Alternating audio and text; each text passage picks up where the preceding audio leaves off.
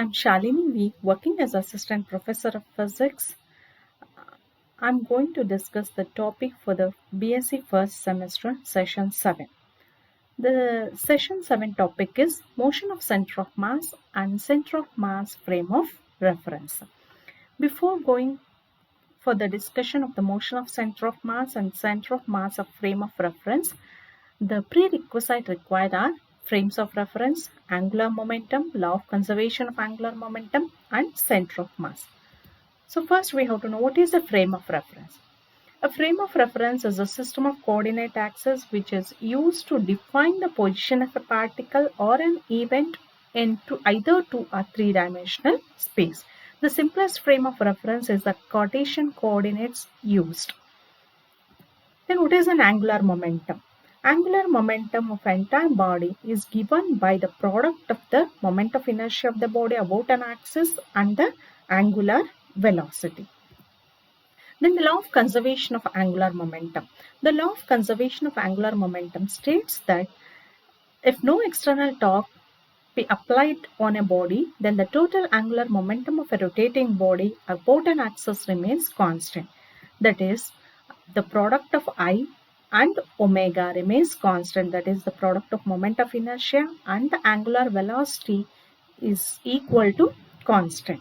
So that means for the conservation of angular momentum, if I increases, omega must decrease to keep the total angular momentum constant. Then what is the center of mass?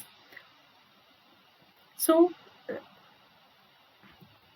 it is a point at which the entire mass of the body, or if we consider a system of particles having a large number of particles, then the masses of all the particles in a system is assumed to be concentrated at this particular point. Let us now consider a system having only 2 particles with mass m1 and m2. Then let the position vectors of these 2 masses be r1 and r2.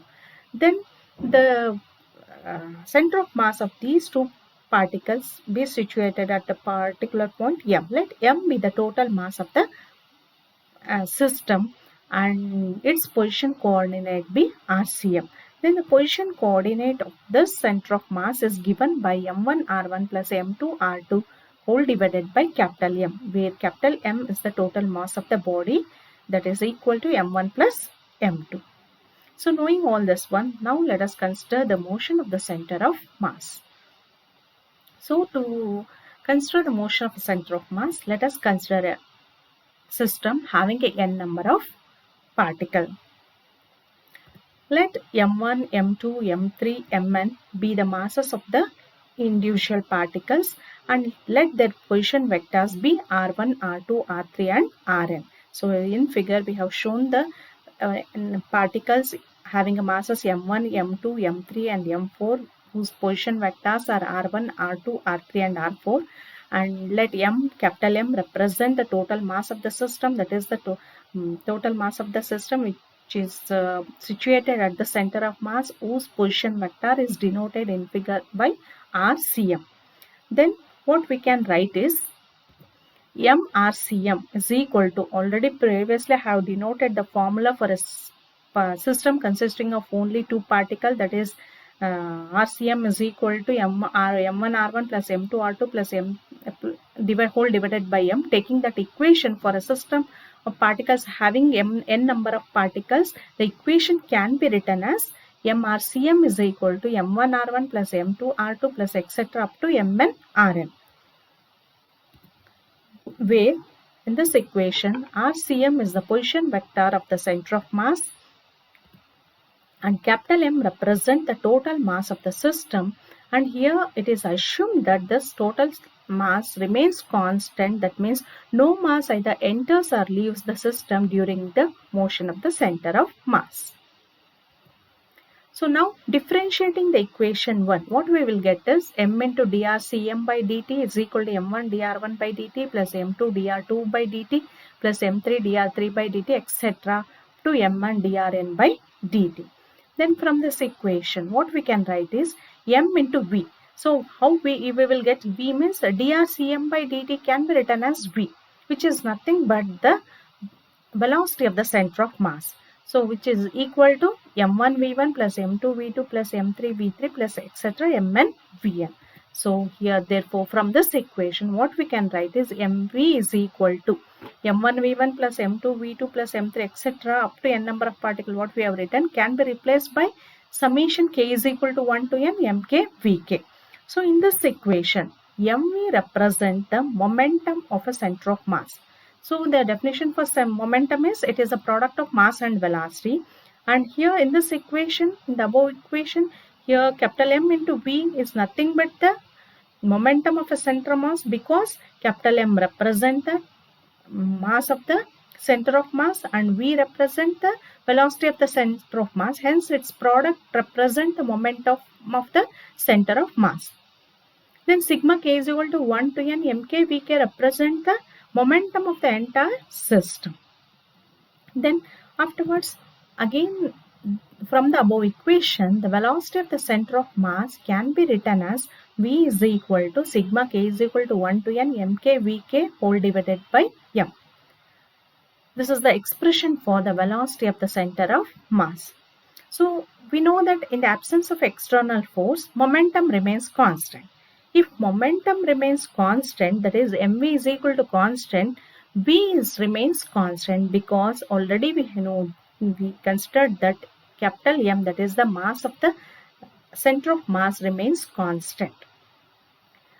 So hence the velocity of the center of mass of a system remains constant if no external force act on the system.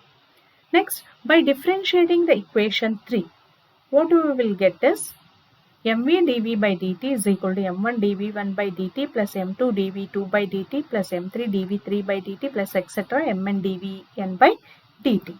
Then from this above equation, next step what we can write is m into acm, where acm here is the acceleration of the center of mass, which is nothing but we replace that one by for the dv by dt, is equal to m1a1 plus m2a2 plus m3a3 etc. up to mn an. You take this as equation 4.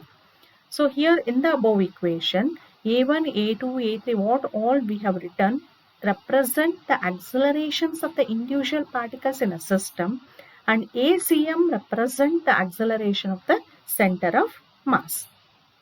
Then taking the above equation, again the equation 4 reduces to MACM is equal to F1 plus F2 plus F3 plus etc. up to Fn, where F1 is equal to M1A1, F2 is M2A2, F3 is equal to M3A3.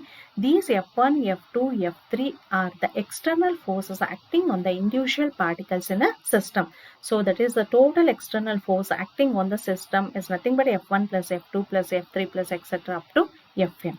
Let us consider this as equation 5. So this equation, what this equation represented, the product of the total mass of all the particles and the acceleration of the center of mass of the system is equal to the vector sum of all the forces acting on the individual particles of the system. So that means F1 plus F2 plus F3, all these are the external forces acting on the individual particles. So hence this equation 5 can be written as m into acm is equal to total external force acting on the system. Or from the above equation, the acceleration of the center of mass can be written as equal to F of external divided by capital M. So thus the acceleration of the center of mass is equal to the ratio of the vector sum of the external forces acting on the particle to the total mass of the system. So thus if we consider the motion of a center of mass, this center of mass moves as a single particle of mass as that of a whole system with all the external forces acting directly on it. This is about the motion of the center of mass. Then next, the center of mass frame of reference. So what is the center of mass frame of reference? Means a frame of reference which carries the center of mass of an isolated system of particle. That means isolated system of particle is nothing but a system which is not subjected by any external forces. So the frame of reference to which a center of mass is attached that is called as a center of mass frame of reference. So in figure we have shown that a frame of reference which is represented by the 3 Cartesian coordinate to which a center of mass is attached, and that whole thing represents the center of mass frame of reference, and this frame of reference is also called as a C frame of reference. Then what are the characteristics of the C frame of reference? So here for a C frame of reference, the center of mass is fixed to the frame. That means the position vector RCM is equal to 0. If RCM is equal to 0, then dRCM by dt, which is nothing but the velocity of the center of mass, is equal to 0. So in case in a C frame of reference, the velocity of the center of mass is 0. This is the one of the characteristic of a C frame of reference. Second one is, if V equal to 0, that is the velocity of the center of mass is equal to 0, then the momentum of a linear momentum of a system of particles is equal to 0. So that means linear momentum of the system of particles is equal to 0. Hence, this frame is also called as the zero momentum frame of reference. So since the momentum of this system of particles is 0, this frame is also called as a zero momentum frame of reference. Then, in the absence of an external force, the velocity of the center of mass of a system remains constant. As the center of mass is attached to the C frame also moves with a constant velocity. Since it moves with a constant velocity, the C frame is called as an inertial frame. So in absence of an external force, the velocity of the center of mass remains constant, that we have already discussed in a previous slides. As this center of mass is attached to the C frame, so since the velocity of the center of mass remains fixed, C frame also moves with a constant velocity. Hence the C frame is called as an inertial frame of reference.